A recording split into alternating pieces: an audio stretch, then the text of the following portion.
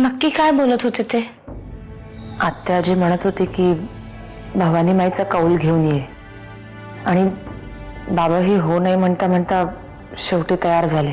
अमृता, मी खूप ऐकलंय त्या भवानी माईबद्दल. लहान असताना तर मी त्या डोंगरात जायचे सुद्धा नाही. गावातली लहान मुलं कोणीच तिकडे जात नाही. आय नो, मी सुद्धा तिच्याबद्दल असंच ऐकलंय ग.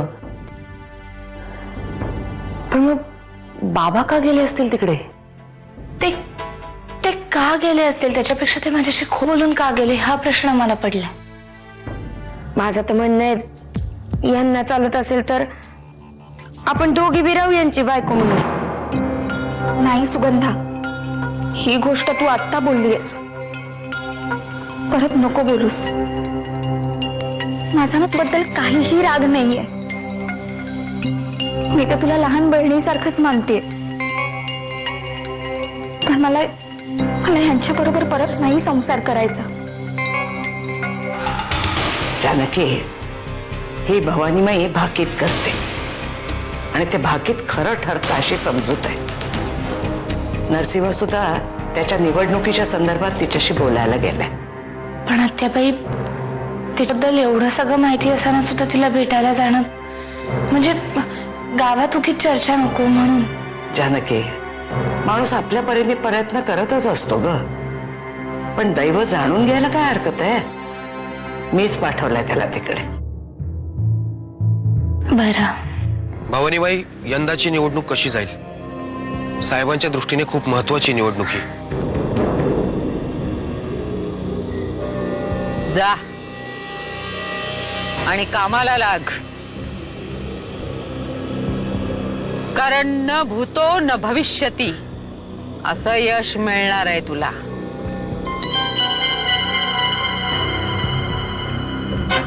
यश तुझ्या पायावर लोटांगण घालणार आहे.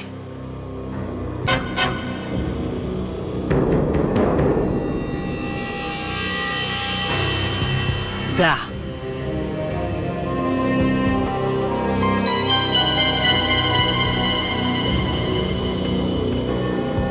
फायद्याचं ऐकलंस आणि पाठ फिरवलीस. यांना तिकडे आत्याबाईंनीच पाठवलंय. अगं हो, पण का? तू विचारलं नाहीस काही? मी विचारलं, त्यांनी सांगितलेलं मला पटलं सुद्धा.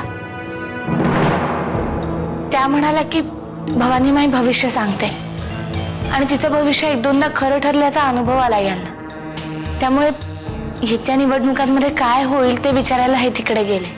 बरं ठीक आहे, जाऊ दे. काळजी करण्यासारखं काही नाहीये. झालं तर म्हणे तुझ्या बायकोच्या पोटात तुझ्या वंशाचा दिवा होतोय. तुझ्या आशीर्वादानेच जानकी आता आई होणार आहे. होणाऱ्या गोष्टी थांबवता थोड्याच येतात. तुझ्या घरात असंच काहीतरी घडणार आहे.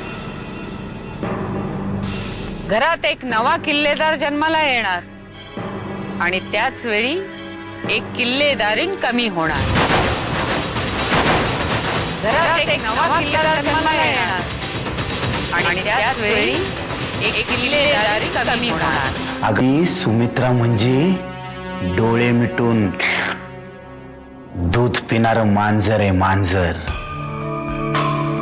पण तिला माहित नाही हा बाजीराव आहे ना, तो म्हणजे काजवा आहे, काजवा. अंधारात बी वाट हुडकून काढतोय हा.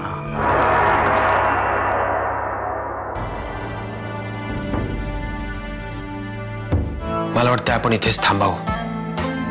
आपण थांबून विषय थांबत नाही वाकलेस. उद्या आत्याबाई मला विचारतीलच ना, भवानी माई काय म्हणाली, काय उत्तर देणार आहे मी? साहेब, तो विचार तुम्ही करण्याची आवश्यकता नाहीये. मी पाहतो त्यांच्याशी काय बोलायचं ते. निश्चिंत राहा. आता तुम्ही तुमच्या रूम मध्ये जाऊन आराम करा. जानकी वहिनी वाट पाहत असतील. येतो मी.